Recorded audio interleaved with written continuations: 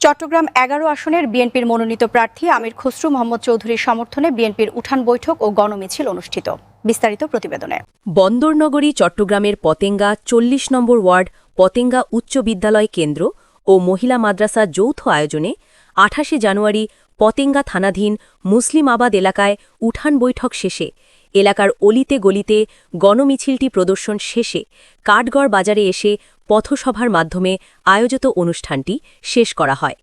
এতে প্রধান বক্তা হিসাবে উপস্থিত ছিলেন চট্টগ্রাম মহানগর বিএনপির অন্যতম সদস্য হাজী মোহাম্মদ মুজিবুল হকের বক্তব্যের মাধ্যমে অনুষ্ঠানে আরও উপস্থিত ছিলেন চট্টগ্রাম পতেঙ্গা বিএনপি থানা কমিটির সাবেক সাধারণ সম্পাদক মোহাম্মদ শাহাউদ্দিন সহ উক্ত কেন্দ্র কমিটির আহ্বায়ক মোহাম্মদ হারুনুর রশিদ, ইব্রাহিম খলিল, সদস্য সচিব মোহাম্মদ হোসেন, যুগ্ম আহ্বায়ক সহ এতে আরও উপস্থিত ছিলেন রাশেদ ও মাসুদ সহ এলাকার বয়োবৃদ্ধ জনতা প্রমুখ।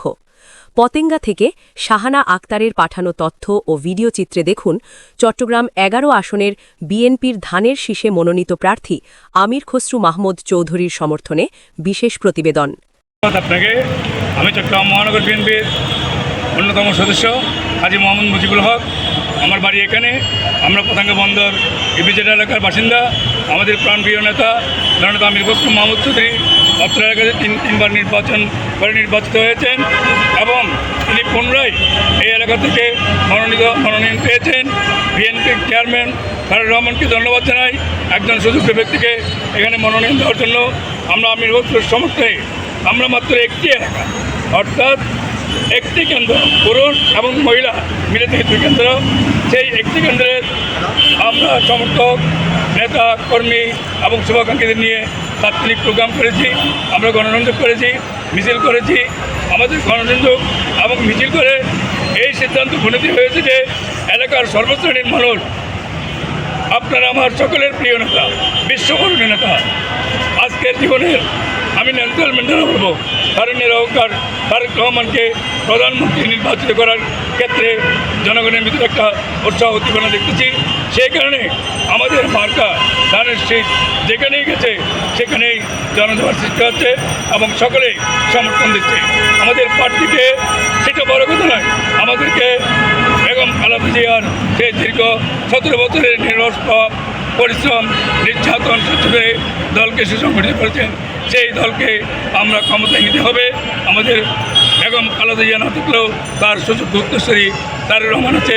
আমরা সেই তারেক রহমানকে প্রধানমন্ত্রী নির্বাচিত করে তার যে আই হ্যাভ এ প্ল্যান বলে একটি কর্মসূচি ঘোষণা করেছেন, তার যে দিক নির্দেশনা, তার যে পরিকল্পনা ইতিমধ্যে এই জাতি জেনে গেছে।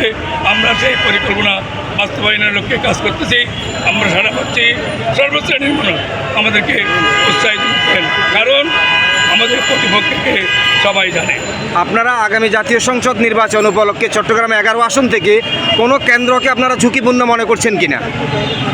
আমরা যেহেতু আন্দোলনের মাধ্যমে একটা পরিবেশ সৃষ্টি করেছি, যেহেতু ফ্যাসিস্ট নাই, গুন্ডাবাহিনী নাই, সন্ত্রাসী নাই, প্রতিপক্ষ, আমরা মনে করি একে অপরের আমরা প্রতিদ্বন্দ্বী, আমরা কেউ কারো প্রতিপক্ষ নয়। অতএব আমরা কোনো আসনকে ঝুঁকিপূর্ণ বলে মনে করি। এই যে আপনারা গণসংযোগে যাচ্ছেন, জনমত জরিপ থেকে আপনারা কতটুকু আশ্বাস পাচ্ছেন তারেক জিয়াকে প্রধানমন্ত্রী করার জন্য? বর্তমান সংসদ সদস্য আপনারা যাকে আমির খসরুর সমর্থনে নির্বাচন করছেন, তাকে নির্বাচিত করার জন্য মানুষের ভালোবাসা কেমন পাচ্ছেন আপনারা? অত্যন্ত ভালো এবং পজিটিভ।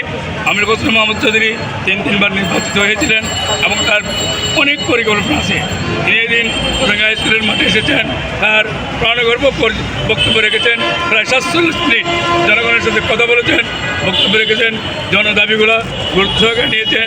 বিশেষ করে এই এলাকায় একটি হাসপাতাল এবং পানি নিষ্কাশনের জলাবদ্ধতার দূরীকরণের এবং অত্র এলাকাকে যানজটমুক্ত করার পরিকল্পনা গ্রহণ করেছেন এবং দুর্নীতিমুক্ত একটি সুশাসন প্রতিষ্ঠার লক্ষ্যে কাজ করছেন। কোনো অবস্থাতেই কোনো করাপশনকে আমরা প্রশ্রয় দেব না।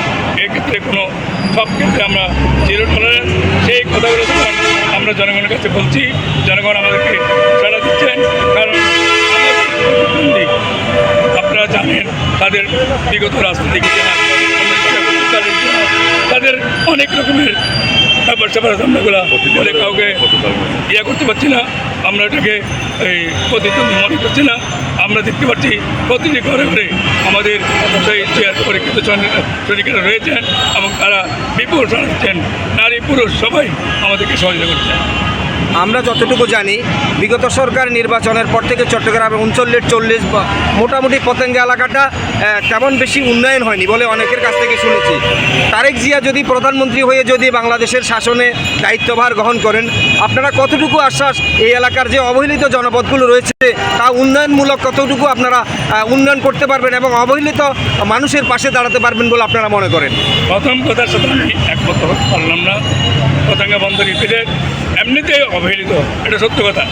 আপনি একবার দেখেন দীর্ঘ 17 বছর এই এলাকায় যারা ছিলেন তাদের কোনো কর্মসূচি, তাদের কোনো কর্মকাণ্ড না থাকার কারণে পতেঙ্গা বন্দর ইপিজেড অবহেলিত।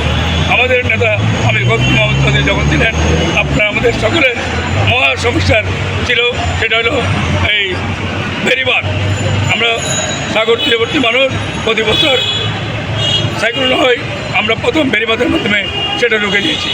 স্টিল মিল বন্ধ হয়ে যাওয়ার পর ওখানে একটা গার্মেন্টস করেছি, লক্ষ লক্ষ মানুষ, হাজার হাজার মানুষ ওখানে সার্ভিস করতেছে, ব্যবসা করতেছে। আমাদের এলাকায় যারা ব্যবসা বাণিজ্য করতেছেন না, তারা ঘর করে তাদের ভাড়া দিয়ে কোনো রকমে দিন যাপন করতে পারছি। আমাদের যে মূল সমস্যা এখন সেটা হলো যানজট মুক্ত করা, সেটা হলো আইন শৃঙ্খলার উন্নয়ন করা, আরটা হলো এখানে একটা হাসপাতাল দেওয়া এবং জলাবদ্ধতা নিয়ন্ত্রণ কাজ করা। আমরা ইতিমধ্যে সেই সমস্যাগুলো চিহ্নিত করেছি। আগামী দিনে বিএনপির নির্বাচিত হলে আমি বিএনপির নীতি নির্ধারক, তিনি এই সমস্যাগুলো গভীর মনোযোগ সহকারে নেবেন বলে আমার মনে হয়। ধন্যবাদ।